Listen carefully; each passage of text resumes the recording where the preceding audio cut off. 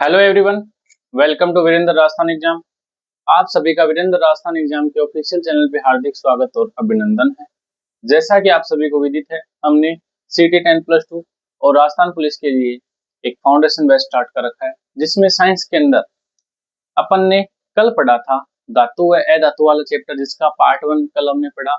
आज भी हम उसी चैप्टर को पढ़ेंगे, क्योंकि ये चैप्टर थोड़ा डीप है, थोड़ा लंबा भी है और इससे क्वेश्चन आने की संभावना भी ज्यादा रहती है। ठीक है, तो आज अपन पढ़ने वाले इस चैप्टर के अंदर पार्ट 2, जिसके अंदर अपन अलग अलग धातु, अभी तो धातु ही चल रही है, धातुओं के बारे में पढ़ेंगे, मिश्र धातुओं के बारे में पढ़ने वाले हैं। ठीक है, और नेक्स्ट क्लास के अंदर अपन अधातु के ऊपर जाएंगे। ठीक है, तो वीडियो को पूरा देखना, क्लास समझ में आए तो चैनल को सब्सक्राइब भी कर लेना, वीडियो को लाइक भी कर लेना। ठीक है, तो देखो, आज के अपन की क्लास में अपन बात करने वाले लोहे पे। ठीक है, कल हमने सोडियम धातु पे, मैग्नीज धातु पे, मैग्नीशियम पे, ठीक है, इन सभी धातुओं पे बात कर ली थी और 2-3 जो धातु बची है उन पे आज अपन बात करेंगे। तो अपनी पहली धातु है आयरन। आयरन क्या होता है रे? लोहा। अपन देखते हैं कि अपने आसपास बहुत सारी चीजें जो लोहा धातु से मिलकर बनी हुई होती है ना। अपन चारों तरफ देखते हैं, वो पोल है वो लोहे का है, वो गेट है वो लोहे का है, वो दरवाजा है वो लोहे का है, वो डिब्बा है वो लोहे का है, वो डस्टबिन है वो लोहे का है। मतलब अपन दैनिक जीवन में बहुत सारी चीजें हैं वो लोहे की देखते रहते हैं। ठीक है, तो आज अपन इसी बात पे चर्चा करेंगे कि लोहा होता क्या है। तो जो लोहा धातु है वो भूपर्पटी में, लोहा धातु भूपर्पटी भूपर्पटी में सबसे अधिक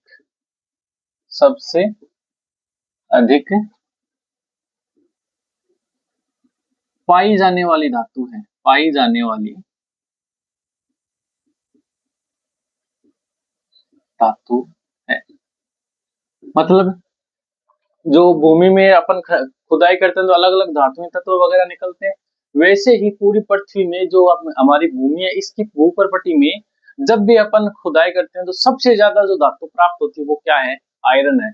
यह पृथ्वी पर बहुत ज्यादा मात्रा में पाया जाता है। ठीक है, इसे बोलते हैं आयरन। ये आवर्त सारणी के अंदर 25 नंबर का तत्व है। स्केडियम, टाइटेनियम, वेनेडियम, क्रोमियम, मैग्नीज और आयरन 26 नंबर पे आता है। ठीक है, कितने नंबर पे आता है? 26 पे। इसका परमाणु क्रमांक कितना है? 26 है। इसका प्रतीक क्या है? Fe। ठीक है, इसका परमाणु क्रमांक प्रतीक क्या है? Fe, capital F small e, इसका क्या है? परमाणु क्रमांक है। अब देखो, आयरन अलग अलग रूप में प्राप्त होता है हमें। ठीक है, जो लोहा है वो अलग अलग रूप में पाया जाता है। उन रूपों के बारे में अपन चर्चा करने वाले। जैसे अपना पहला रूप है कच्चा लोहा। ठीक है, कच्चा लोहा क्या होता है? कच्चा लोहा हमें प्राप्त होता है, तो कच्चा लोहा होता क्या है? कच्चे लोहे में देखो क्या होता है, 93% तो शुद्ध आयरन होता है उसमें, और 7% कार्बन उपस्थित होता है। ठीक है, 93% तो क्या होता है? आयरन उपस्थित होता है, और 7% क्या होता है उसमें? कार्बन उपस्थित होता है। इसको क्या बोलते हैं? कच्चा लोहा। ठीक है, कच्चे लोहे का प्रयोग किसमें किया जाता है? जो अपनी जो कृत्रिम चुंबक बनाई जाती है वो किसकी बनी होती है? कच्चे लोहे की। ठीक है, तो बात पूछ ले हमें कच्चे लोहे की उपयोग की। ठीक है, तो कच्चे लोहे का उपयोग किसमें किया जाता है? कृत्रिम चुंबक बनाने में, चुंबक बनाने में। ठीक है, जिसके अंदर क्या होता है? कच्चे लोहे में 93% आयरन और 7% कार्बन की अशुद्धि होती है। ठीक है, हमें पूछ लिया जाए कि कच्चे लोहे में कार्बन कितने प्रतिशत होता है, या कच्चे लोहे में आयरन कितने प्रतिशत होता है, तो ये चीज हमें याद होनी चाहिए। कच्चे लोहे का उपयोग क्या है? कृत्रिम चुंबक बनाने में। या फिर ऐसे पूछ लिया जाए, कृत्रिम चुंबक बनाने के लिए किस प्रकार के लोहे का प्रयोग किया जाता है, तो कच्चे लोहे का प्रयोग कृत्रिम चुंबक बनाने के लिए किया जाता है। ठीक है, एक है आपका पिटवा लोहा। कौन सा लोहा? पिटवा लोहा। ये क्या है? लोहे का सबसे शुद्ध रूप है। लोहे का क्या है? सबसे शुद्ध रूप है, क्योंकि इसके अंदर क्या है? अशुद्धि बहुत कम पाई जाती है, 0.12% से 0.15% तक इसमें कार्बन की अशुद्धि पाई जाती है। बाकी ये पूरा का पूरा क्या होता है, शुद्ध होता है। सबसे शुद्ध लोहा कौन सा है, पिटवा लोहा। इससे लोहे की चद्दर, इससे लोहे की चद्दर व कार बनाने में काम लिया जाता है, कार बनाए जाते हैं। ठीक है, तो पिटवा लोहे से क्या बनाई जाती है, जो लोहे की पतली पतली चद्दर होती है, लोहे की, ओढ़ने वाली नहीं, लोहे की चद्दर जिससे अलग अलग चीजें बनाई जाती है। तो वो लोहे की चद्दर किससे बनी होती है, पिटवा लोहे से, क्योंकि वो शुद्ध, सबसे शुद्ध लोहा है। और लोहे के तार बनाने के लिए भी किसका प्रयोग किया जाता है, अपन पिटवा लोहे का प्रयोग करते हैं। ठीक है, उसके बाद लोहे का प्रकार है अपना इस्पात। इस्पात क्या, एक मिश्र धातु है। मिश्र धातु क्या होती है, जिसमें दो या दो से अधिक प्रकार की धातुएं मिश्रित करके एक नई धातु बनाई जाती है, उसे बोलते हैं मिश्र धातु। तो मिश्र धातु क्या, एक लोहे की मिश्र धातु है, जिसके अंदर क्या होता है, 0.25% से 1.5% तक कार्बन की अशुद्धि उपस्थित होती है। ठीक है, और इस्पात का प्रयोग किसमें किया जाता है, बर्तन बनाने में, बर्तन बनाने में। घरों वगैरह में आपने देखा होगा कि जो बर्तन होते हैं वो किसके बने होते हैं, इस्पात के बने होते हैं। बात करें अपन इस्पात के बाद, इस्पात के बाद अपना अगला है स्टेनलेस स्टील। क्या है, स्टेनलेस स्टील। तो स्टेनलेस स्टील क्या होता है, आपने देखा होगा कि घरों में आजकल आजकल जो घरों में बर्तन आ रहे हैं वो सभी के सभी किसके आ रहे हैं, स्टील के। क्योंकि स्टील के बर्तनों में ऐसा लोहा काम में लिया जाता है जिसपे कभी जंग नहीं लगता। आपने देखा होगा स्टील पे कभी भी जंग नहीं लगता, इस पर कभी भी जंग नहीं लगता, जंग नहीं लगता। ठीक है, और ये स्टेनलेस स्टील किन किन धातुओं से मिलकर बना होता है, स्टेनलेस स्टील में सबसे ज्यादा तो क्या होता है, अपना आयरन होता है, और क्या होता है, कार्बन होता है, और क्या होता है, क्रोमियम होता है, और क्या होता है, मैग्नीज होता है, और क्या होता है, निकल होता है। तो स्टेनलेस स्टील के अंदर इतनी सारी धातुएं मिश्रित की जाती है, कौन कौन सी, आयरन, कार्बन, क्रोमियम, मैग्नीज और निकल। ठीक है, और स्टेनलेस स्टील पे कभी भी जंग नहीं लगता है। उसके बाद बात करें अपन ढलवा लोहा। कौन सा लोहा, ये ढलवा लोहा। ठीक है, ढलवा लोहा क्या, सबसे निम्न कोटि का लोहा है। ठीक है, सबसे खराब, सबसे निम्न कोटि का लोहा कौन सा है, अपना ढलवा लोहा। कौन सा है, ढलवा लोहा, जिसके अंदर 96% तो क्या पाई जाती है, आयरन, और 4% क्या पाई जाती है, कार्बन की अशुद्धि पाई जाती है। ठीक है, तो ये चीजें क्या है, ये तो है लोहे के रूप, कि लोहा इन इन रूपों में हमारे जीवन में काम आता है। कच्चे लोहे के रूप में कृत्रिम चुंबक बनाने में, पिटवा लोहे के रूप में लोहे के तार व चादर बनाने में, इस्पात के रूप में बर्तन बनाने के में, स्टील के रूप में भी बर्तन बनाने में। ठीक है, तो इन सभी से हमें क्या प्राप्त होता है, आयरन शुद्ध रूप में भी अपन प्राप्त कर सकते हैं कार्बन की अशुद्धि को निकाल कर। ठीक है, मेरी इतनी बात क्लियर होगी। उसके बाद अपनी बात आती है आयरन के यौगिक कौन कौन से हैं, आयरन के यौगिक। तो आयरन का यौगिक क्या है, आयरन का जैसे आपने ये यौगिक देखा होगा फेरस सल्फेट। ठीक है, इसका नाम क्या है, ferrous sulphate, ferrous sulphate,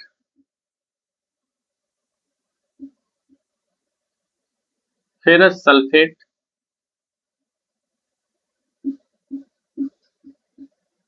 sept hydrate, sept hydrate, sept hydrate मतलब 7 क्रिस्टलन जल के अणु। ठीक है, इसका प्रयोग किस लिए किया जाता है, फेरस सल्फेट का प्रयोग किया जाता है मोहर लवण बनाने में। क्या बनाने में, मोहर लवण, मोहर लवण बनाने में। ठीक है, फेरस सल्फेट का प्रयोग किस में किया जाता है, मोहर लवण बनाने में। ठीक है, ये किस काम में आता है, मोहर लवण किस काम में आता है, यदि हमारे शरीर में लोहे की कमी है, आयरन की कमी आ जाए, तो अपन भोजन के रूप में इसका प्रयोग करते हैं। ठीक है, भोजन में लोहे तत्व की कमी के रूप में, लोहे तत्व की कमी पूर्ति करने में, पूर्ति करने में। ठीक है, यदि लोहे तत्व की कमी है तो किसका प्रयोग करेंगे अपन, फेरस सल्फेट का। ये क्या है, आयरन का यौगिक है, जो हमारे जीवन में, हमारे शरीर के अंदर कार्य काम आता है। इसके बाद है अपना एक फेरस सल्फाइड। क्या है? Ferrous sulphide, ferrous sulphide. ठीक है, फेरस सल्फाइड का एक और नाम प्रचलित है जिस नाम से क्वेश्चन भी आते हैं। फेरस सल्फाइड को बोला जाता है झूठा सोना, ठीक है, या फिर मूर्ख सोना, झूठा सोना, या इसको बोला जाता है मूर्ख सोना, मूर्ख सोना। अब इसको अपन झूठा सोना क्यों बोलते हैं इसको? क्योंकि इससे जो नकली सोने के आभूषण है वो इससे इससे बनाए जाते हैं। किससे? फेरस सल्फाइड से। ठीक है, तो ये है क्या? आयरन के यौगिक। इतनी चीज समझ गए? आयरन, आयरन के अलग अलग रूप, आयरन के यौगिक। ठीक है, उसके बाद अपन बात करते हैं लोहे पे जंग कैसे लगता है। अपन देखते हैं ना कि समय के साथ साथ लोहा वायु तथा नमी के संपर्क में आने पे क्या हो जाता है?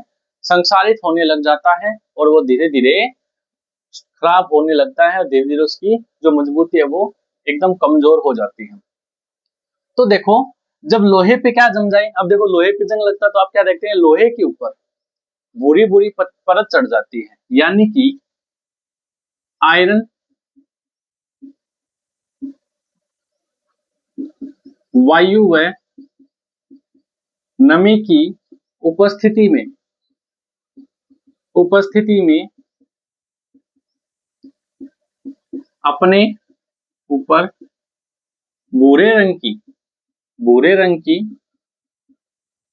परत चढ़ा लेता है, परत चढ़ा लेता है, जिसे जंग कहा जाता है। जिसे क्या बोलते हैं? जंग कहा जाता है। ठीक है, और ये कौन सी अभिक्रिया होती है? यह होती है ऑक्सीकरण अभिक्रिया। कौन सी अभिक्रिया? ऑक्सीकरण अभिक्रिया। लोहे का क्या हो जाता है? आयरन का हो जाता है ऑक्सीकरण हो जाता है, इसलिए इसको क्या बोलते हैं? ऑक्सीकरण अभिक्रिया बोलते हैं। ठीक है, इसलिए इसको क्या बोलते हैं? ऑक्सीकरण अभिक्रिया। अब देखो क्या होता है, जब लोहे के ऊपर नमी तथा ऑक्सीजन संपर्क में आती है तो आयरन है उसका क्या हो जाता है? ऑक्सीकरण हो जाता है, और फिर वो किसका निर्माण करती है? वो अपने ऊपर एक फेरिक ऑक्साइड का निर्माण करती है। किसका निर्माण करती है? फेरिक ऑक्साइड का, जिससे उस पर भूरी परत चढ़ना स्टार्ट हो जाता है और धीरे धीरे वो कमजोर हो जाता है। तो लोहे को जंग से बचाने के उपाय क्या है? लोहे को जंग से बचाने के उपाय, लोहे को जंग से बचाने के उपाय क्या है? एक तो आप समय समय पर उस पे लोहे पे क्या लगाएं? ग्रीस लगाएं। ठीक है, या उस पर कलर कर दें, पेंट करें। ठीक है, या उसका क्या कराएं? जस्तीकरण, जस्तीकरण। अब जस्तीकरण क्या होता है?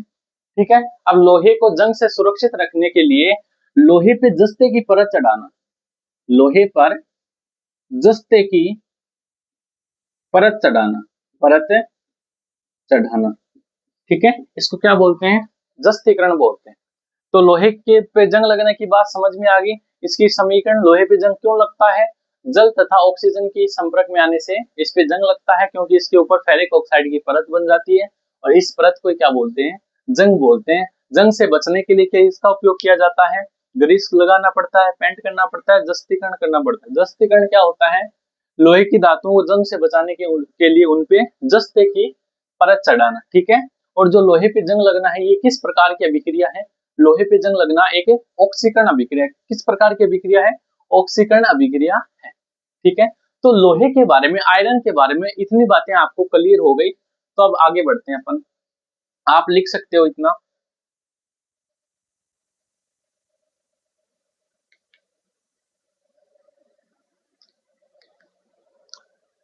अब अपन बात करते हैं लोहे के बाद कॉपर के बारे में। ठीक है, कॉपर में देखो, कॉपर क्या है?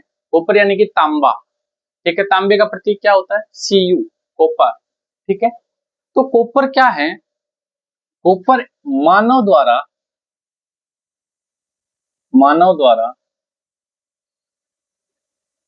उपयोग में ली गई प्रथम धातु है। ठीक है, तांबा मानव द्वारा उपयोग में ली गई प्रथम धातु है, प्रथम धातु है। ठीक है, इस धातु को क्या बोला जाता है? सिक्कू धातु भी बोला जाता है। सॉरी, इस धातु को सिक्का धातु बोला जाता है, क्योंकि इस धातु से क्या बनाए जाते हैं? सिक्के बनाए जाते हैं। ठीक है, आजकल तो सिक्के कोई यूज भी बहुत कम यूज करता है। ठीक है, चिल्लर, आजकल सिक्कों का उपयोग कोई नहीं करता, बहुत कम लोग करते हैं। तो इससे क्या बनाए जाते थे? सिक्का। इसलिए इसको सिक्का धातु भी बोला जाता है। इसको प्राप्त कैसे किया जाता है? इसको कॉपर पाइराइट ऐसक से, कॉपर पाइराइट कॉपर पाइराइट ऐसक से, ठीक है, कॉपर पाइराइट ऐसक से झाग पलवन विधि द्वारा, झाग पलवन विधि द्वारा। तो इसको कैसे प्राप्त किया जाता है? कॉपर पाइराइट ऐसक से झाग पलवन विधि द्वारा अपन तांबे को प्राप्त करेंगे। जो मानव द्वारा उपयोग में ली गई सबसे पहली धातु, प्रश्न आ सकता है मानव द्वारा उपयोग में ली गई सबसे पहली धातु कौन सी? तो कौन सी है? अपना तांबा है। ठीक है, अब तांबे के यौगिक देखते हैं। जैसे अपना है कॉपर सल्फेट, ठीक है, ये क्या है अपना? Copper sulphate, copper sulphate. अब कॉपर सल्फेट है, तो कॉपर सल्फेट के बारे में अपन ने पहले भी देखा था। कॉपर सल्फेट का उपयोग किसमें किया जाता है? कॉपर सल्फेट का उपयोग विद्युत लेपन या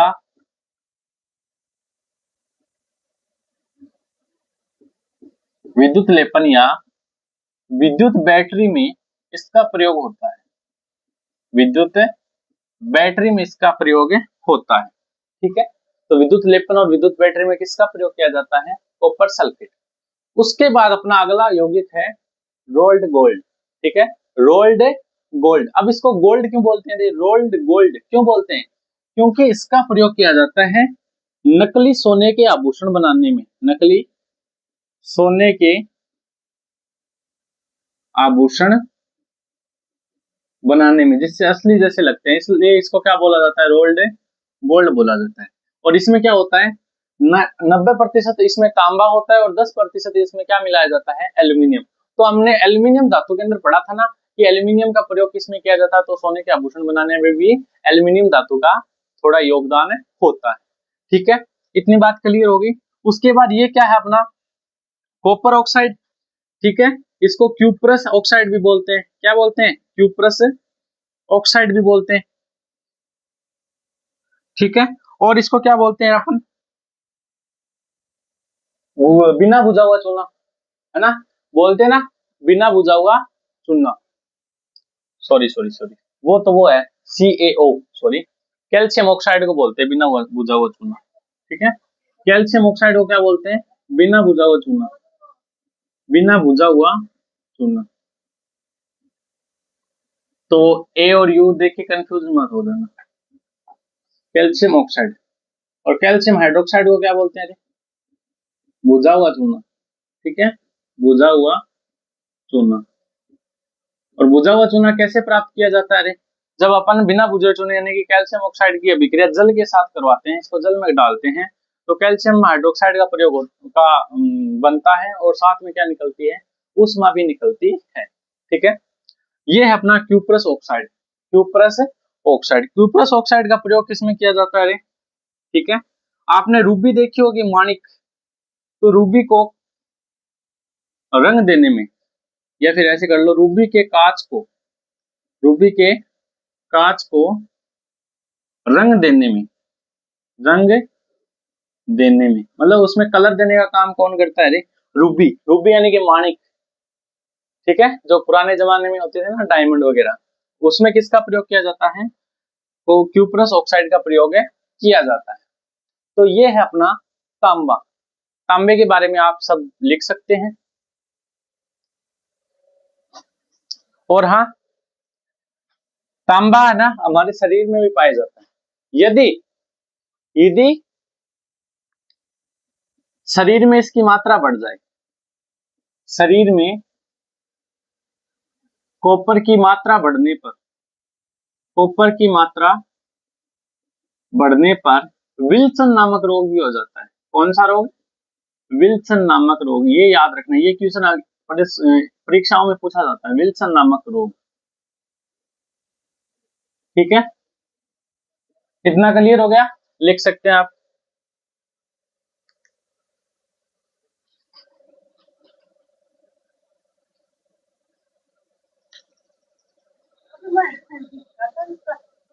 देख तो है काम ही दुनिया दारू।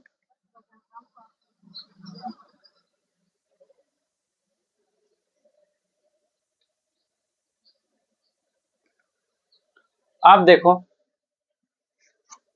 अब अपन बात करते हैं जस्ता और चांदी के बारे में।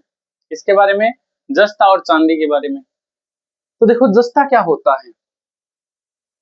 तो जस्ते का जो निष्कर्षण है, जस्ते का निष्कर्षण जिंक ब्लेड से किया जाता है। किससे किया जाता है? जिंक ब्लेड से। मतलब जो जिंक होता है, तो जिंक से किसका निष्कर्षण किया जाता है? अपन जस्ते का निष्कर्षण कर सकते हैं। ठीक है। उसके बाद अपन बात करें, ये जो जस्ता होता है वो पीतल, कांसा, जर्मन सिल्वर, जर्मन सिल्वर आदि मिश्र धातु, आदि मिश्र धातु बनाने में काम आता है। ठीक है। कौन कौन सी? पित्तल बनाने में भी जस्ते का प्रयोग किया जाता है, कांसा बनाने में भी जस्ते का प्रयोग किया जाता है, और जर्मन सिल्वर बनाने में भी किसका प्रयोग किया जाता है? जस्ते का प्रयोग किया जाता है। इतनी बात क्लियर हो गई। उसके बाद देखो, इसका एक यौगिक है जिंक ऑक्साइड। इसका नाम क्या है? Zinc oxide. तो जो जिंक ऑक्साइड होता है, इसको क्या कहते हैं? जस्ते का फूल, जस्ते का फूल भी इसको बोला जाता है। ठीक है। उसके बाद अपन इसमें क्या देखेंगे, इसका उपयोग देखते हैं जिंक ऑक्साइड का। तो जिंक ऑक्साइड का प्रयोग किया जाता है जो मरहम व चोट पर लगाने वाली क्रीम, चोट पर लगाने वाली क्रीम लगाने वाली क्रीम बनाने में। ठीक है। किसका प्रयोग किया जाता है? जिंक ऑक्साइड का प्रयोग किया जाता है। इतनी बात समझ गए। अब अपन बात करते हैं चांदी की। किसकी बात करते हैं? चांदी की, सिल्वर। आजकल चांदी बहुत महंगी हो गई, आपको पता है। ठीक है। एक मिनट, मैं मिटा देता हूँ इसको। अब देखो, अब अपन बात करते हैं चांदी की, सिल्वर। ठीक है। तो चांदी तो अपन सभी देखते हैं, जो चांदी के गहने वगैरह, बहुत सारे लोग हैं, लेडीज वगैरह, वो चांदी के गहने पहनते भी हैं। ठीक है। और सबसे अब तो बहुत महंगी होने लगी है ना। सोने जितनी नहीं है, लेकिन इसके भी दाम बहुत ज्यादा बढ़ गए हैं बीच में, है ना, एक वर्ष ही तो। अब देखो, चांदी के अंदर कुछ यौगिक हैं, सिल्वर के यौगिक हैं। उन यौगिकों का प्रश्न एग्जाम में बहुत बार पूछा जाता है। उन यौगिकों के बारे में अपन देखने वाले हैं। यदि बार बार नजर पीछे वाले कांच में चली जाती है, फोन के कैमरे में नहीं जाती। यहां से शुरू करते हैं। HgCl, इसका नाम क्या है? Silver chloride. ठीक है। सिल्वर क्लोराइड का प्रश्न क्या आता है? इसका उपयोग का आता है। सिल्वर क्लोराइड का प्रयोग किसमें किया जाता है? अरे, सिल्वर क्लोराइड का प्रयोग किया जाता है फोटोक्रोमेटिक, फोटोक्रोमेटिक कांच बनाने में। फोटोक्रोमेटिक कांच बनाने में किसका प्रयोग किया जाता है? सिल्वर क्लोराइड का। ठीक है। इतनी बात क्लियर हो गई। उसके बाद ये क्या है? Silver iodide, silver iodide. तो सिल्वर आयोडाइड का प्रयोग किसमें किया जाता है? तो आजकल आपने एक चीज देखी होगी, आपने बहुत बार नाम सुना है, इन एक दो साल में कृत्रिम बारिश हो गई, है ना। जैसे दुबई में वो करवाई थी ना कृत्रिम बारिश, जिससे वो पूरा डूब गया, यानी कि अपनी प्रकृति के साथ छेड़छाड़। तो जो कृत्रिम बारिश होती है, उसमें किसका प्रयोग किया जाता है? सिल्वर ब्रोमाइड का प्रयोग किया जाता है कृत्रिम वर्षा कराने में। कृत्रिम वर्षा कराने में किसका प्रयोग किया जाता है? सिल्वर आयोडाइड का प्रयोग करवाया जाता है। ये है अपना सिल्वर ब्रोमाइड। क्या है? Silver bromide.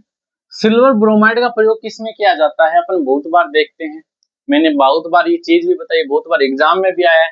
इसका प्रयोग किया जाता है श्याम सफेद फोटोग्राफी में, ठीक है। पुराने जमाने में करते थे इसका प्रयोग। श्याम सफेद फोटोग्राफी में किसका प्रयोग किया जाता है? सिल्वर ब्रोमाइड का, फोटोग्राफी में, ठीक है। ये देखें, ये क्या है अपना AgNO3, ठीक है, सिल्वर नाइट्रेट, सिल्वर नाइट्रेट। तो सिल्वर नाइट्रेट का प्रयोग किसमें किया जाता है रे? इसका प्रयोग किया जाता है प्रयोगशालाओं में अभिकर्मक के रूप में, प्रयोगशाला में अभिकर्मक के रूप में, मतलब अलग अलग तत्वों के साथ क्रिया करने में इसका प्रयोग किया जाता है, लैब वगैरह में अभिकर्मक के रूप में। और एक आपने देखी होगी परमानेंट जो स्याही होती है ना, एमिट स्याही जिसको बोलते हैं, उसमें भी किसका प्रयोग किया जाता है? सिल्वर नाइट्रेट का, एमिट स्याही बनाने में। तो ये प्रश्न बहुत बार आता है कि एमिट स्याही बनाने में किसका प्रयोग किया जाता है? तो सिल्वर नाइट्रेट का प्रयोग एमिट स्याही बनाने में किया जाता है। इतनी बात क्लियर हो गई? तो सिल्वर के बारे में इतनी बात क्लियर हो गई। चलिए आगे बढ़ते हैं। अब देखो, अब अपन बात करते हैं प्लेटिनम और पारे की, ठीक है। तो स्टार्टिंग में, चैप्टर की स्टार्टिंग में जो हमारा कल वाला चैप्टर था, कल वाला जो वीडियो था, उसमें मैंने आपको बताया कि जो प्लेटिनम होती है वो एक उत्कृष्ट धातु है। प्लेटिनम क्या है? उत्कृष्ट धातु है, ठीक है, उत्कृष्ट धातु है। इसको अपन ने उत्कृष्ट धातु क्यों बोला था? इसको अपन ने उत्कृष्ट धातु क्यों बोला था? क्योंकि जो प्लेटिनम धातु है, जो प्लेटिनम धातु है, वो सामान्य ताप व दाब पर ऑक्सीजन व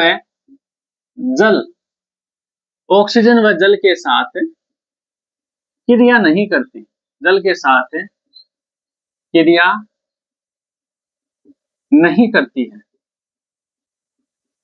ठीक है।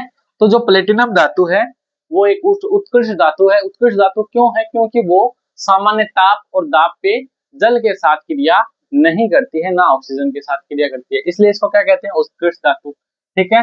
प्लेटिनम को क्या कहा जाता है? प्लेटिनम को सफेद सोना भी कहा जाता है। क्या बोला जाता है? सफेद सोना भी कहा जाता है, ठीक है। और प्लेटिनम का उपयोग बताओ। जो फाउंटेन पेन होते हैं ना, तो उसकी जो निब बनी होती है वो किसकी बनी होती है? प्लेटिनम की। तो फाउंटेन पेन की निब बनाने में उपयोग होता है, ठीक है, उपयोग होता है। इतनी बात समझ गए? प्लेटिनम क्या है कि उत्कृष्ट धातु है। क्यों है? क्योंकि वो सामान्य ताप और दाब पे ऑक्सीजन के साथ क्रिया नहीं करती है। प्लेटिनम को क्या बोला जाता है? प्लेटिनम को सफेद सोना भी बोला जाता है। प्लेटिनम का उपयोग किसमें किया जाता है? फाउंटेन पेन की निब बनाने में इसका प्रयोग किया जाता है। उसके बाद अपना आता है पारा, जिसको क्या बोलते हैं? प्रतीक क्या उसका? Hg, मरकरी, ठीक है। क्या बोलते हैं? पारा, मरकरी। तो मरकरी क्या है? मरकरी एक ऐसी धातु है जो कमरे के ताप पे क्या पाई जाती है? द्रव अवस्था में पाई जाती है, ठीक है। मरकरी क्या है? कमरे के ताप पर द्रव अवस्था में पाई जाती है। और जबकि सभी धातु क्या होती है? कठोर होती है, ठोस होती है, द्रव अवस्था में पाई जाती है,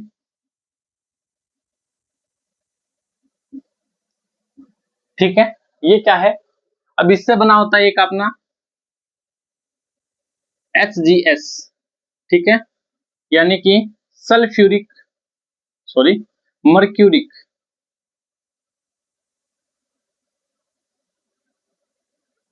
मर्क्यूरिक सल्फाइड, ठीक है। मर्क्यूरिक सल्फाइड का दूसरा नाम क्या है? सिनाबार, या सिनेबार भी, कहीं पे सिनेबार होता है, कहीं पे सिनाबार होता है, कहीं पे ना, कहीं पे नहीं, है ना, अलग अलग बुक में अलग अलग दे रहे। तो अपन को सिनेबार से याद रखना है। तो मर्क्यूरिक ऑक्साइड का दूसरा नाम क्या है? सिनेबार। इसका प्रयोग किस में किया जाता है? सिंदूर बनाने में इसका प्रयोग किया जाता है, सिंदूर निर्माण में, सिंदूर निर्माण में। ठीक है, ये है अपनी प्लेटिनम धातु और पारा। तो जो जो इम्पोर्टेंट अपनी जो धातुएं हैं जो एग्जाम में जिनसे प्रश्न पूछे जाते हैं वो हमने सभी पढ़ ली है, वो हमने सभी पढ़ ली है। अब अपन चलते हैं अपनी मिश्र धातुओं की तरफ। ठीक है, मैं बोर्ड पे पहले ही इसलिए चीजें लिख रहा हूँ क्योंकि ये चैप्टर थोड़ा लंबा हो जाएगा। ठीक है, हर एक चीज बाद बाद में लिखूंगा लाइंस, तो वीडियो थोड़ी लंबी चली जाएगी और हमारे यहाँ नेटवर्क का ऐसे इश्यू रहता है, तो हम चाहते हैं कि वीडियो 1 घंटे में हम पूरा कंटेंट वो कवर करने की कोशिश करें।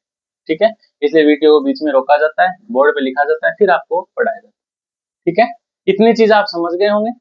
अब बढ़ते हैं नेक्स्ट अपनी मिश्र धातु की तरफ। अपन मिश्र धातु पढ़ेंगे। ठीक है, मिश्र धातु के प्रश्न कैसे आते हैं, जैसे हमें कोई मिश्र धातु दे दी कि इस धातु के अंदर कौन कौन सी धातु मिली है, कितने प्रतिशत मिली है, इसके उपयोग क्या है। ठीक है, ये सारी चीजें अपन को पूछी जाती है, तो वही चीज अपन अब पढ़ने वाले हैं। तो आप लिख सकते हो। अब देखो मिश्र धातु। ठीक है, तो ये सभी धातु हैं जिनके बारे में अपने एग्जाम के अंदर बार बार पूछा जाता है। अब अपन इन धातुओं के बारे में देखने वाले हैं। तो पहले तो मुझे ये बताओ मिश्र धातु होती क्या है रे? मिश्र धातु कहते किसे हैं? मतलब ऐसी धातु जो दो या दो से अधिक धातुओं के मिश्रण से बनी होती है, उसे वो अपन बोलते हैं मिश्र धातु। ठीक है, अब देखते हैं मिश्र धातु के अपन अलग अलग रूप। जैसे अपनी मिश्र धातु पीतल, आपने अपने घरों में पीतल के बर्तन वगैरह देखे होंगे। ठीक है, अब तो कम हो गए, लेकिन पहले के टाइम में पीतल वगैरह के बर्तन बहुत ज्यादा होते थे, पीतल और कांस्य के। तो देखो जो पीतल होता है उसमें कौन कौन सी धातु होती है? पीतल में 70% तो होता है कॉपर। ठीक है, कितने प्रतिशत? 70% होता है कॉपर। और क्या होता है इसके अंदर? टिन होता है। ठीक है, तो पीतल में कौन सी दो धातु है? कॉपर है और टिन है। पीतल का प्रयोग किसमें किया जाता है? बर्तन और कारतूस बनाने में। कारतूस, मिर्जापुर का मुन्ना भाई। ठीक है, तो बर्तन और कारतूस बनाने में किसका प्रयोग किया जाता है? किसका प्रयोग किया जाता है बताओ, किसका किया जाता है? पीतल का। पीतल में कौन कौन सी धातु होती है? कॉपर होता है और टिन होती है। ठीक है, उसके बाद अपन बात करते हैं कांसा धातु की। कौन सी धातु की? कांसा धातु की। कांसा धातु के अंदर कौन कौन सी धातु होती है? एक होता है आपका कॉपर 88% और टिन होता है आपका 12%। ठीक है, ये भी पीतल जैसा ही है। और कांसे के बर्तन भी पुराने समय में बहुत ज्यादा होते थे। और कांसे का प्रयोग भी किसमें किया जाता है? बर्तन तथा मूर्ति बनाने के लिए। उसके बाद अपनी घंटा धातु। ठीक है, जो मंदिरों में घंटी वगैरह बनी होती है ना, उसे बोलते हैं अपन घंटा धातु, जिसके अंदर कॉपर होता है 80% है और टिन होता है 20%। उन्हें अपन क्या बोलते हैं? घंटा धातु। तो याद रखना पीतल, कांसा और घंटा धातु तीनों के अंदर कॉपर तथा टिन होता है। कॉपर तथा टिन होते हैं, ये तीनों एक दूसरे के समान होते हैं थोड़े बहुत। ठीक है, कलर में वैसे भी। उसके बाद अपन बात करते हैं जर्मन सिल्वर की। तो जर्मन सिल्वर का प्रयोग आपने देखा होगा बर्तन वगैरह बनाने में किया जाता है। जर्मन सिल्वर में क्या होता है? कॉपर और टिन के साथ साथ क्या होती है? जिंक भी होती है। 88% कॉपर, 10% टिन और 2% जिंक का भी मिश्रण किया जाता है। इसे क्या बोलते हैं? German silver. क्या बोलते हैं? German silver. ठीक है, इतनी बात क्लियर हो गई। उसके बाद अपन को पूछ लिया जाए रोल्ड गोल्ड धातु किन दो धातुओं से मिलकर बनी है? ठीक है, तो जो रोल्ड गोल्ड है वो अपने अभी भी पड़ी, जिसका प्रयोग किसमें किया जाता है? कृत्रिम आभूषण, सोने के आभूषण वगैरह बनाने में किसका प्रयोग किया जाता है? रोल्ड गोल्ड का प्रयोग किया जाता है, जिसके अंदर क्या है? कॉपर 90% है और एल्यूमिनियम क्या है? 10% है। तो जो रोल्ड गोल्ड है वो किससे मिलकर बनी होती है? कॉपर तथा एल्यूमिनियम से मिलकर बनी होती है। ठीक है, इतनी बात क्लियर हो गई। इसके बाद अपनी है कांस्टेंट। ठीक है, जिसके अंदर क्या होता है? कॉपर तथा नाइट्रोजन नाइट्रोजन होती है, जिसका प्रयोग किया जाता है रासायनिक यंत्र बनाने में। ठीक है, हाँ क्यों?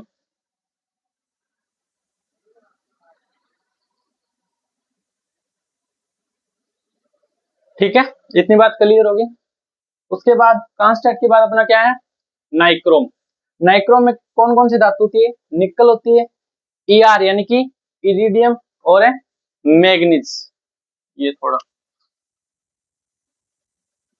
ठीक है, निकल, इरिडियम और मैग्नीज, ये तीनों धातु मिलकर के किसका निर्माण करती है? नाइक्रोम का। ठीक है, और नाइक्रोम का प्रयोग क्या कहाँ किया जाता है? तापन तंतु बनाने में। ठीक है, जो लाइट वगैरह में जो तंतु वगैरह होते हैं ना, जिससे लाइट जगती है, ठीक है, जो तंतु जगता है अंदर, उससे बोलते हैं नाइक्रोम, ठीक है। बहुत सारे तार होते हैं नाइक्रोम के। और एक पर्सन आता है कि बल्ब का जो पहले जो वो आते हैं ना पीले वाले लोटी लाइट वगैरह, उनमें कौन सा वो जो तंतु होता है वो किसका बना होता है? वो होता है टंगस्टन धातु। किसका? Tungsten. Tungsten nichrome. Tungsten nichrome. Tungsten nichrome. नहीं नहीं, नाइक्रोम का होता है, ठीक है। उसके बाद होता है अपना फ्यूज तार। क्या है? फ्यूज तार। फ्यूज तार का प्रयोग किसमें किया जाता है? लेड और फ्यूज तार किससे मिलकर बना होता है? लेड और मैग्नेट से। किससे मिलकर बना होता है? लेड और मैग्नेट से, ठीक है। इसका प्रयोग किया जाता है सुरक्षात्मक युक्तियां बनाने में, ठीक है। फ्यूज का तो प्रयोग आप समझते ही हो। उसके बाद है टांका या सोल्डर। टांका या सोल्डर मतलब वेल्डिंग वगैरह करने के लिए किसका प्रयोग किया जाता है? लेड और टिन का, शीशा और टिन का प्रयोग किया जाता है टांका या सोल्डर यानी कि वेल्डिंग करने के लिए। तो इसका प्रयोग किसमें होता है? जो धातु होती है उनकी वेल्डिंग करने के लिए इसका प्रयोग किया जाता है। एक होती है अपनी सिक्का धातु, ठीक है, सिक्का धातु। तो सिक्का धातु कौन सी होती है? जिनमें कॉपर, टिन और फास्फोरस होता है, जिनसे सिक्के बनाए जाते हैं। एक होती है आपकी ड्यूरेलियम। ड्यूरेलियम में कौन कौन सी धातु होती है? एल्यूमिनियम होती है, कॉपर होती है, मैग्नीज होती है, मैग्नीशियम होती है। और इसका प्रयोग किया जाता है वायुयान और प्रेशर कुकर बनाने में, ठीक है। वायुयान व प्रेशर कुकर बनाने में किसका प्रयोग किया जाता है? ड्यूरेलियम का, ठीक है। तो ये सभी प्रकार की धातुएं हैं जो किसी ना किसी धातुओं के मिश्रण से मिलकर बनी होती है, ठीक है। आप इनको अच्छे से लिख लीजिए। आपको प्रश्न पूछा जाएगा जैसे जर्मन सिल्वर किन धातुओं से मिलकर बना होता है? घंटा धातु किन धातुओं से मिलकर बनी होती है? रोल्ड गोल्ड का उपयोग बताओ, ठीक है। इस प्रकार से आपसे प्रश्न पूछे जाएंगे, ठीक है। तो इतनी चीज आप लिख सकते हैं।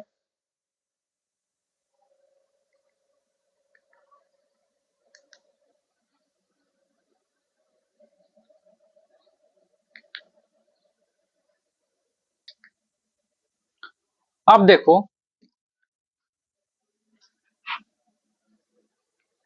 ये बात हो गई मिश्र धातु की, ठीक है। तो धातु अपनी सारी की सारी कंप्लीट हो गई। अब अपनी बची है अधातु और उपधातु, ठीक है। तो आज क्लास में अधातु नए स्टार्ट करके अब तक जो जितनी भी चीजें हमने पढ़ी है उनसे जो वन लाइनर क्वेश्चन बनते हैं, ठीक है, 15-20 अपन वन लाइनर क्वेश्चन की प्रैक्टिस अपन कर लेते हैं कि आप कितना पढ़े हो अब तक की क्लासों में, ठीक है। तो सबसे जो पहला प्रश्न है अपना, सबसे पहला प्रश्न है कि सबसे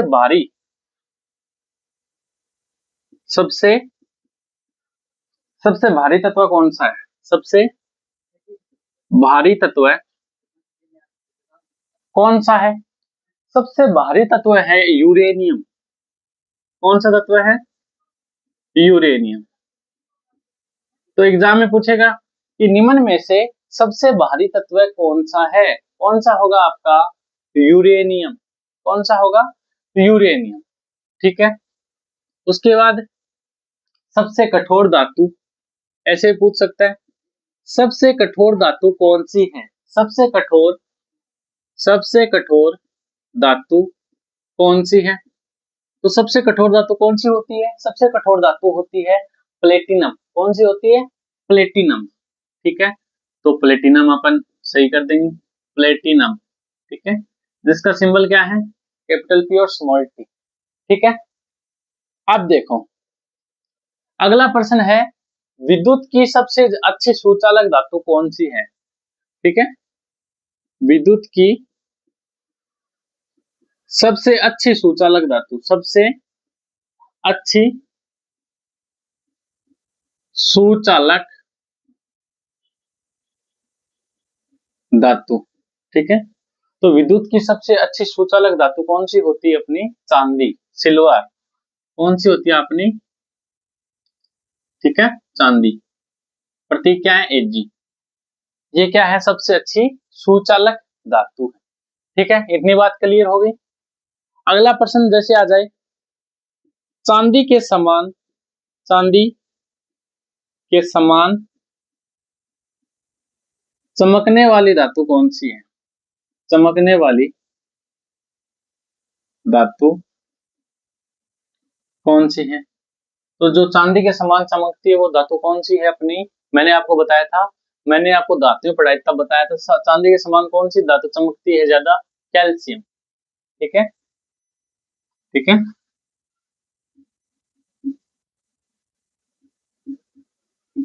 ये धातु चांदी के समान चमकती है। ठीक है, उसके बाद दूध में पाए जाने वाला कौन सा तत्व धातु तत्व है? दूध में पाया जाने वाला, पाया जाने वाला धातु तत्व है, धातु तत्व है। तो दूध में कौन सा तत्व पाया जाता है? मैंने आपको बताया था, कौन सा पाया जाता है अपना? कैल्शियम पाया जाता है। ठीक है, अब दूध में कैल्शियम पाया जाता है तो अपन देखते हैं डॉक्टर वगैरह अपन को क्या बोलते हैं, ठीक है, कि ज्यादा से ज्यादा दूध पीना चाहिए, क्योंकि जैसे जैसे शरीर हम अपन की एज बढ़ती है, बूढ़े होते हैं, तो हड्डियां कमजोर होना स्टार्ट होती है, यानी कि उसमें जो कैल्शियम तत्व है उसकी कमी होना स्टार्ट हो जाती है। तो कैल्शियम तत्व की कमी के लिए अपन को क्या करना चाहिए? अपन को हमेशा दूध वगैरह पीना चाहिए। आपने देखा होगा कि हरियाणा वगैरह में जो पहलवान होते हैं वो एक एक बाल्टी दूध सीधा पी जाते हैं। ठीक है, इसीलिए वो ज्यादा उम्र में भी एकदम सही दिखते हैं, एकदम फिट दिखते हैं ना, इतनी जल्दी बूढ़े नहीं होते। अपन क्या करते हैं, दूध नहीं पीते, अपन चाय वगैरह ज्यादा पीते हैं। ठीक है, जिससे कैल्शियम की मात्रा धीरे धीरे कम होने लगती है दूध की कमी से। ठीक है, तो हमें हमेशा दूध तो जरूर ही पीना चाहिए, क्योंकि दूध में क्या होता है अपना? कैल्शियम तत्व होता है, जिससे अपनी जो हड्डियां हैं, अपनी हड्डियां क्या हो जाती है? मजबूत हो जाती है। उसके बाद देखो कौन सा प्रश्न बनता है, उसके बाद कौन सा प्रश्न बन सकता है? जैसे उसके बाद प्रश्न बन सकता है चांदी सिक्का। चांदी के सिक्के बनाए जाते हैं ना, कौन सी धातु की? चांदी के सिक्के कौन सी धातु के बने होते हैं? कौन सी धातु से बनाए जाते हैं? कौन सी धातु से बनाए जाते हैं? तो जो चांदी के सिक्के होते हैं कौन सी धातु से बनाए जाते हैं, ये प्रश्न आ जाए, आप क्या करोगे? सिर्फ जो ऑप्शन में चांदी सिक्का नाम लिखा, अपन क्या सोचते हैं, हाँ सिर्फ चांदी का ही होगा, अपन चांदी वाला ऑप्शन कर देते हैं, जबकि ऑप्शन बी में क्या होता है? चांदी और कॉपर दोनों होता है। ठीक है, तो चांदी किससे बनाई जाती है? ठीक है, तो चांदी का सिक्का बनाया जाता है, चांदी और कॉपर दोनों को मिलाकर के किसका निर्माण किया जाता है?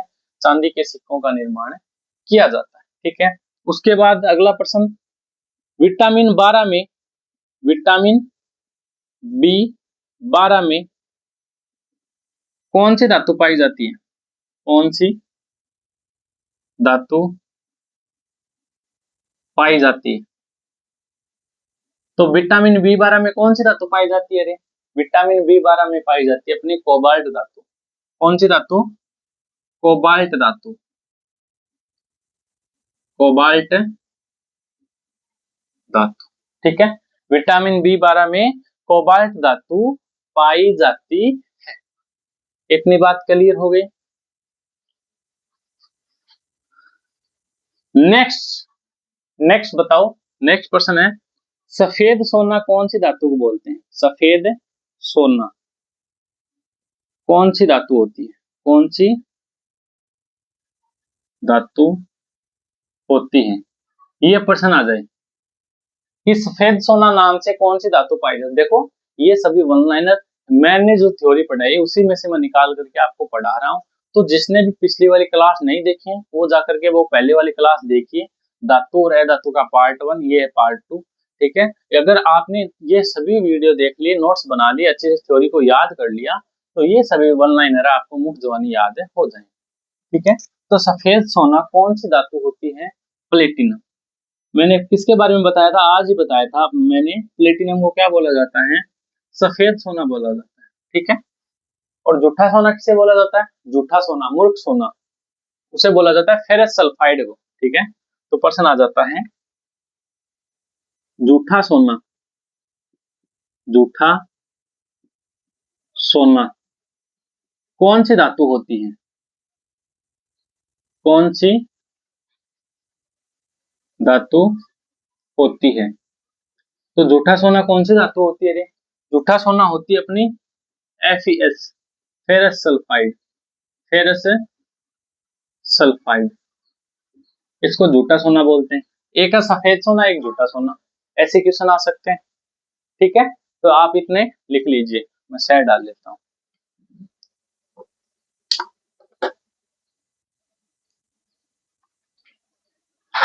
अब देखो, ये हो गई झूठे सोने की, ठीक है, इतनी बात क्लियर होगी। उसके बाद देखो, उसके बाद अगला प्रश्न अपना है कि कंप्यूटर की चिप, यार कंप्यूटर की चिप बनाने में कौन सी धातु उपयोग में लेते हैं, ठीक है। तो कंप्यूटर की चिप बनाने में कौन सी धातु प्रयोग में लेते हैं अपन, कंप्यूटर की चिप बनाने में कौन सी धातु प्रयोग में लेते हैं अपन, सिलिकॉन, ठीक है। कौन सी धातु अपन उपयोग में लेते हैं, सिलिकॉन का प्रयोग कंप्यूटर की चिप बनाने में किया जाता है, ठीक है, सिलिकॉन का। एक प्रश्न आ जाए, भविष्य की धातु, मतलब भविष्य में जो धातु सबसे ज्यादा पाई जाएगी, मतलब सबसे ज्यादा काम में आएगी, वो कौन सी धातु है, भविष्य धातु। तो भविष्य धातु के नाम से किसे जाना जाता है, टाइटेनियम को। अब आप बोलोगे सर मिस्टर इंडियन हैकर वाले टाइटेनियम आर्मी, है ना, और उसके पुराने वाले वीडियो जाके देखना आप, मिस्टर इंडियन हैकर के जो एक्सपेरिमेंट वाले है ना, आप एक्सपेरिमेंट वाले चीजों वाले वीडियो से बहुत सारी चीजें आप सीखोगे कि कौन सा धातु है कहाँ काम में आता है, कौन सी धातु कहाँ काम में आती है, ठीक है। उसने हर एक धातु पे, हर एक रासायनिक केमिकल समीकरण पे एक्सपेरिमेंट कर रखा है, ठीक है। तो जो पुराने वाले एक्सपेरिमेंट वाले वीडियो है ना, आजकल तो ऐसे चल रहे हैं, जो एक्सपेरिमेंट वाले वीडियो है वो जाकर के आप जरूर है देखना, ठीक है। आप कुछ ना कुछ सीखोगे उनसे। तो भविष्य की धातु कौन सी है अपनी, टाइटेनियम है। अब प्रश्न आ जाए, कि सर्वाधिक गलनांक वाली धातु कौन सी है, सर्वाधिक गलनांक वाली धातु, मतलब जिसका गलनांक सबसे अधिक होता है, सर्वाधिक गलनांक वाली धातु। तो सबसे अधिक कौन सी धातु का गलनांक होता है, सबसे अधिक होता है अपना टंगस्टन का। सबसे अधिक गलनांक वाली धातु कौन सी अपनी, टंगस्टन, ठीक है। टंगस्टन धातु का गलनांक कितना होता है, मैंने कल आपको बताया था ना, टंगस्टन धातु का गलनांक कितना होता है, 3500 डिग्री सेल्सियस। कितना होता है, 3500 डिग्री सेल्सियस, ठीक है। तो यह भी आ सकता है कि टंगस्टन धातु का अपन को क्या बताना है, गलनांक बताना है, कितना होता है 3500 डिग्री सेल्सियस, ठीक है। इतनी बात है क्लियर होगी। अगला है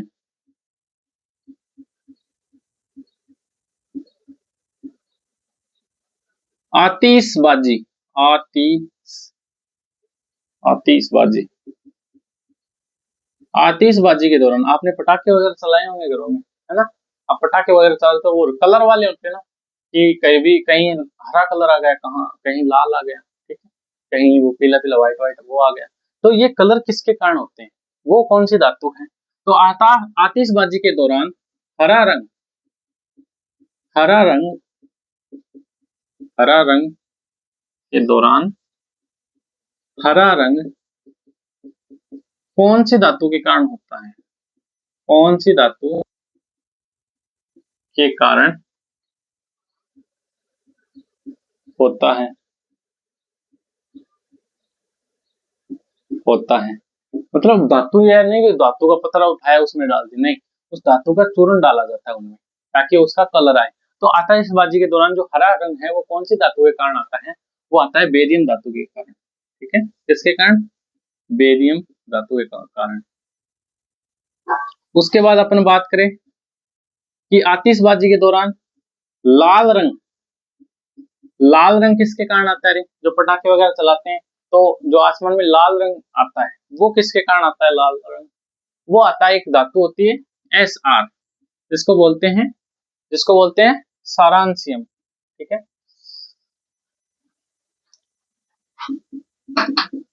फ्रांसियम। इस धातु के कारण क्या आता है, आतिशबाजी के दौरान, लाल रंग आता है, ठीक है। इतनी बात क्लियर हो गई। उसके बाद अपन बात करते हैं अगला प्रश्न, मुक्त अवस्था में पाई जाने वाली धातु कौन सी है, मुक्त अवस्था में पाई जाने वाली धातु, पाई जाने वाली धातु। तो जो मुक्त अवस्था में पाई जाती है वो धातु कौन सी है? ठीक है, तो मुक्त अवस्था में कौन सी धातु पाई जाती है? तांबा। कौन सी धातु पाई जाती है? तांबा यानी कि कॉपर। ठीक है, इतनी बात क्लियर होगी। ये है वन लाइनर। तो वन लाइनर आपको कहीं से भी कुछ भी पूछा जा सकता है। आप इतने लिख लीजिए, 5-7 और है वो बता देता हूँ, इतने आप लिख सकते हो।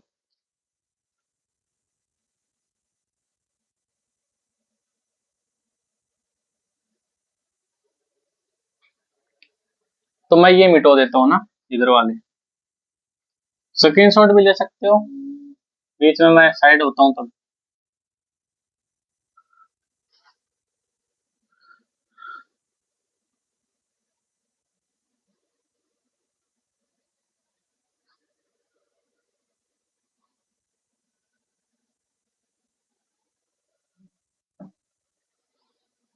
इतनी बात क्लियर होगी।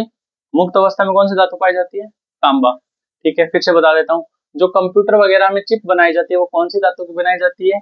सिलिकॉन की बनाई जाती है। पर्सन एग्जाम में बहुत बार पूछा जा चुका है। भविष्य की धातु कौन सी है? टाइटेनियम।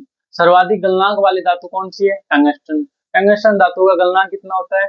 3500 degree Celsius. आतिशबाजी के दौरान हरा रंग कौन सी धातु के कारण आता है?